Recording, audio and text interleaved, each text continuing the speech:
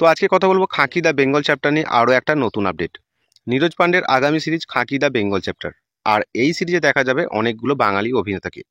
প্রসেনজিৎ চট্টোপাধ্যায়, শাশ্বতী চট্টোপাধ্যায়, পরমব্রত চট্টোপাধ্যায়, জিৎ এবং ঋত্বিক ভৌমিককে। আর এইবার এই সিরিজের সঙ্গে নাম জুড়ে গেল রাহুল দেব বোসেরও। নীরজ পান্ডের খাঁকি টুতে শুটিং করছেন অভিনেতা রাহুল দেব বোস। ইতিমধ্যেই খাঁকি টু এর জন্য শুটিং করে ফেলছেন রাহুল। রাহুল দেব বোসকে এই সিরিজে গুরুত্বপূর্ণ চরিত্রে দেখা যাবে। নেগেটিভ নয়, তবে পজিটিভ চরিত্রে অভিনয় করছেন তিনি। সিরিজের জন্য একাধিক লুকও রয়েছে তার।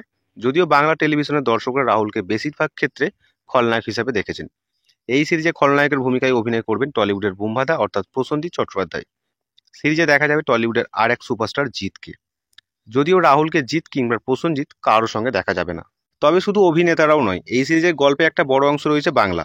এমনকি সিরিজের পরিচালকও কলকাতার বাঙালি, নাম দেবাত্ম মণ্ডল, যিনি যজ্ঞাজাসুস ছবির চিত্রনাট্যকার। ছবির সিনেমাটোগ্রাফার ধোবিঘাট ময়দানের তুষার কান্তি রয়। এর আগে খাঁকিতে বিহার চ্যাপ্টার তৈরি করেছিলেন নীরজ পান্ডে। সেই সিরিজে একজন পেশাগত পুলিশ অফিসারের জীবনের সততার নানা দিক তুলে ধরা হয়েছিল। দেখানো হয়েছিল কিভাবে তিনি দুর্নীতির বিরুদ্ধে রুখে দাঁড়িয়েছিলেন। তবে এবার নীরজ পান্ডের এই সিরিজে কলকাতার গল্পে কোন টুইস্ট থাকবে সেটাই দেখার পালা। ওটিটি প্ল্যাটফর্ম নেটফ্লিক্সে মুক্তি পাচ্ছে এই সিরিজটা। তো এই ছিল ছোট্ট একটা আপডেট। আর আরও নতুন কিছু আপডেট পেতে আমার সাথে জুড়ে থাকুন।